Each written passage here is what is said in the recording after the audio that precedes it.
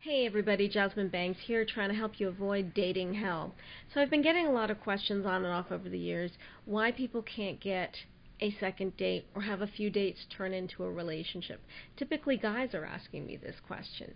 And the one thing that I seem to notice is when I compare the guy stories to the female stories of why dates didn't go well, it seems like it starts with the first impression going wrong.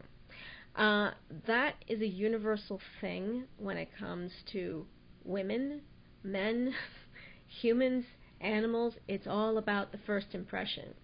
Especially women are really sizing up a guy as in, would they make a good mate? Would they make a good caretaker? Is this someone that they could spend time with? Is this someone that you're going to think the same way, or are you going to be arguing?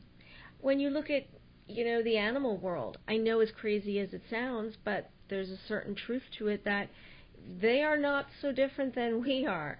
For example, the bird of paradise. The male makes his little nest very neat, then he does this crazy little dance, and she sits there and watches and decides whether or not she thinks he did a great job and is the nest nice enough, because after all he's going to build the nest for her to have the babies in, and either she stays and mates or she flies off. This is very true of human women in that when you go on that first date, they are watching every little thing to just determine, are you neat and clean about yourself? Are you a drinker or not? Are you respectful towards women? Are you someone who's going to make sure that they are taken care of? It depends what's on their laundry list of what they're looking for in a guy. I mean, if they're a gold digger and you're rich and or famous, good, your job is done. You have fulfilled their list because the rest doesn't really matter.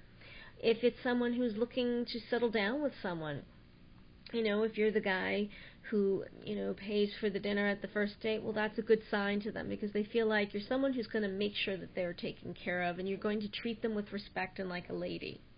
If you're someone that suddenly orders 3 and 5 drinks on the first date, well, someone may get the impression that you're an alcoholic or you drink too much.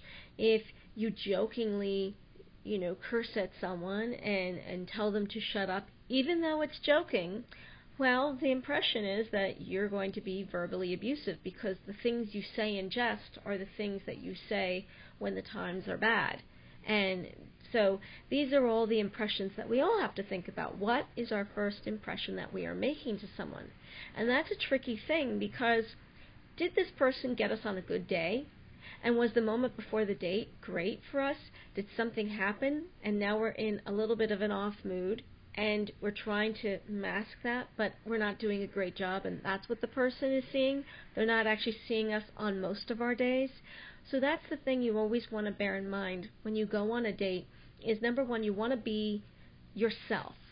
Not the self that's putting on an act so that they'll like you and want to go out with you, and then the reason it doesn't continue is because suddenly you relax and you're yourself, and that's not what they were looking for.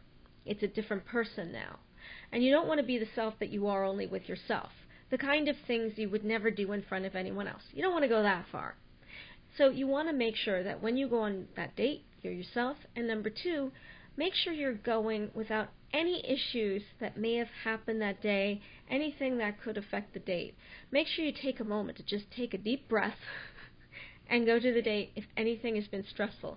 As they say, leave your problems at the gate. Well, that's a very important thing before a date. Leave a problem at the gate before you go on the date. So that's my dating advice for today. And if you have any questions or comments for me, I'd love to hear from you. Thanks a lot.